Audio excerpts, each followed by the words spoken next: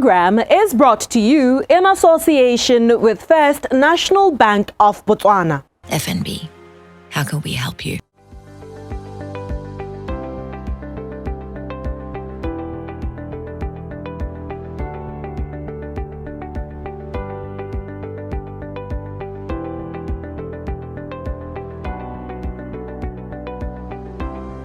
Life continues to show us that we really need to diversify our incomes. What with 70% of all employed persons in Botswana earning less than 10,000 kula a month. In spite of this fact, school fees still need to be paid. Rent and mortgages are still obligations, not to mention basics such as food and clothing. Keeping animals such as cattle, goats and sheep for either subsistence purposes or profit can go a long way in bridging income shortages. Additionally, if done well, animal breeding has the potential to grow into large enterprises that can create employment and add significantly to the economy. The conversation we're having this evening will be in 6 parts. 1. Understanding the basic considerations to make about animal breeding even before thinking of commercializing the exercise. We will then follow up with 5 short segment installments on cattle breeding, goat breeding, sheep breeding, pig breeding, and lastly, men's best friend, dogs. Tonight we speak to animal breeder at the Agricultural Research Center, Utanang Mureri, who first explains in the simplest of terms what animal breeding is. Animal breeding in simple terms is the controlled propagation of animals. When we say controlled propagation of animals, we mean selecting animals through making some measurements from the animals. Then you select animals that you will use as the future parents of the breeding stock. So this is done in order to improve agriculture. It could be food or to produce products. When we talk about food production, we mean producing milk, meat, eggs, and others. Then animal breeding can also be used to produce non-food products such as wool, leather, and other products. Animal breeding is also done for other several purposes like leisure, sports, and then when we say leisure and sports, there are some racing horses. Currently, some other advanced countries, they are breeding horses specifically for racing. We do also here in Botswana have dog racing. It's a well-planned activity that also falls under animal breeding. There is also companionship. That's where we see people breeding different breeds of dogs, like guard dogs, racing dogs. We do also have animals that are being used for research. We call them animal models. In this case, you use animals as a model for humans. Before anyone can think of going into animal breeding, what are the most basic considerations that you think they should be taking into account? First of all, you have to look at your resources. What is it that you have? What is it that you can afford? The other thing that you should look at is the product that you want to produce. Say if you want to produce milk, meat, or eggs, it's very important, like when you want to produce one of these products, you first have to sit down, rethink of how you will get to that point. There is what we call a breeding program. A breeding program guides you on what you want to achieve, how can you achieve that. So you sit down, you draw your breeding program, and then you follow it. You also have to look at the environment where you will be producing. There are certain animals that can do well, some cannot do well in that kind of environment. So you have to sit down and put all these factors. There is what we call the aggregate breeding values. This is where you put all these factors together and then they will give you the end product. It can also help you look at what is important in your breeding plan. It will help you to focus on the most important thing. Through reading, research, and understanding how animal breeding works, we've also come to know that feeding is also one of the factors that leads to high costs that are associated with animal breeding. So my question to you now is, with regards to feed, how do you think the situation can be addressed, seeing that sometimes farmers have to go across the border into South Africa to get animal feed? Actually, that's one of the most important things that you look when you do your planning for your breeding. And you can approach it in two ways. Let me start with feeding first. You can find some alternative sources of feed, like we often see in commercial diets. They use some components that are expensive, some of which we don't have here. So you can look at alternatives like using the locally available materials. I think they will be less costly as compared to materials that are being imported. The second option is to use animals that are well suited in that environment. In that case, if you use animals that have been there for a very long time, they have that ability to utilize those poor grasses or those poor forages. They can be able to consume them, produce feed at just a normal rate, because they have been there for a very long time.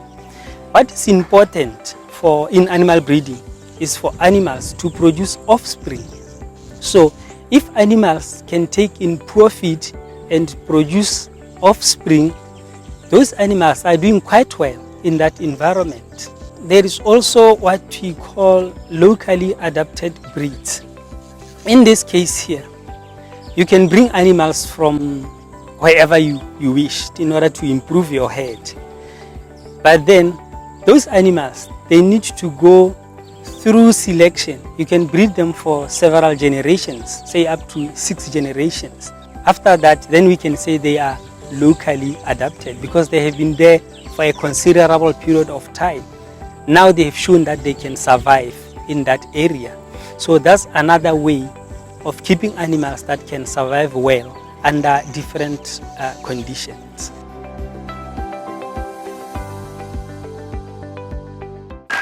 In Africa, help is what we do. That is why we at FNB are relentlessly driven to provide real help to you, the passionate and courageous, the creators and the optimists. These are the entrepreneurs we support, the communities we uplift. It is because of you that real help is what we do. FNB, how can we help you?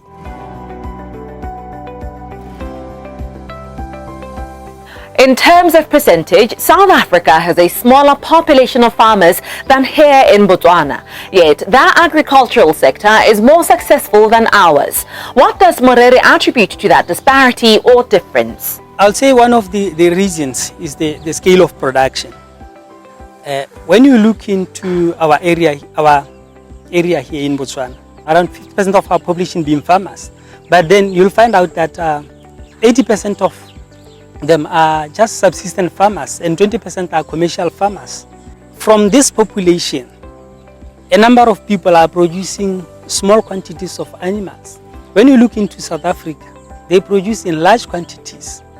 And then the other thing is they have technology, they have equipment. So they are so advanced that they are even using modern techniques in production. When we look into animal breeding, there are these reproductive technologies like the multiple ovulation and embryo transfer, where you can obtain embryos. You can get up to like 5 up to 8 embryos from one cow, and then you insert them into another cow.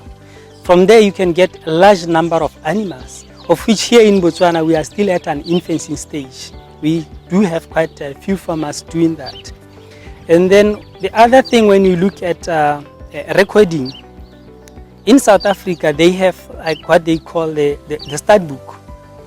That's where they monitor animal performance. So they know that the animals that they are keeping are more efficient. Because when you do animal recording, you can easily pick which animals are doing quite well and which ones are not. So most of their animals are more efficient than ours. We are not very strict here when we do selection. Sometimes we just keep animals, even if they are not giving us a calf or an offspring every year, which is very important in animal breeding. So South Africa is very much advanced. Well, with all of that, how much economic importance do you think can, or rather should, be placed on animal breeding? We are supposed to be like very serious when it comes to food production. So through animal breeding, as well as plant or crop breeding, we can attain self-sufficiency. We can reduce the export or the export bill through production of food in our country. So it is important that we make sure that we are able to produce food from our animals.